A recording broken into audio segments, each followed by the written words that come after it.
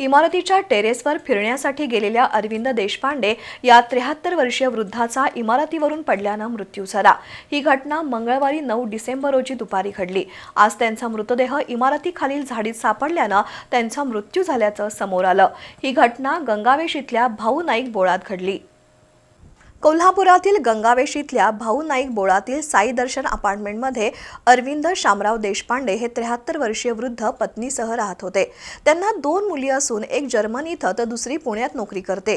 गेल्या महिन्यात त्यांच्या पत्नीचा मृत्यू झाला। त्यानंतर त्यांना नैराश्यानं ग्रासलं होतं।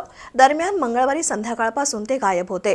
फ्लॅटच्या दरवाजाला बाहेरून कडी लावली होती, त्यामुळे इमारतीतील सुनील पाटील, संदीप पाटील, दिग्विजय कोलते, श्रीकांत पाटील, अनीस शेख, राजू चव्हाण, अरुण अथणे यांनी त्यांचा परिसरात शोध घेतला, मात्र ते रात्री उशिरापर्यंत सापडले नव्हते।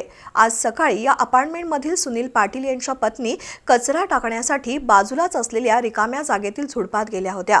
त्यावेळी त्यांना अरविंद देशपांडे हे मृत अवस्थेत आढळले। घाबरून त्यांनी आरडाओरडा केल्यानंतर नागरिक घटनास्थळी जमा झाले। अरविंद देशपांडे यांचा इमारतीच्या टेरेसवरून पडून मृत्यू झाल्याची किंवा त्यांनी उडी मारून आत्महत्या केल्याची शक्यता व्यक्त होतीये। स्थानिक नागरिकांनी जुना राजवाडा पोलिसांना याबाबत माहिती दिली।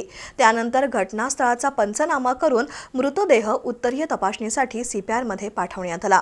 या घटनेची नोंद जुना राजवाडा पोलिसात झाली आहे।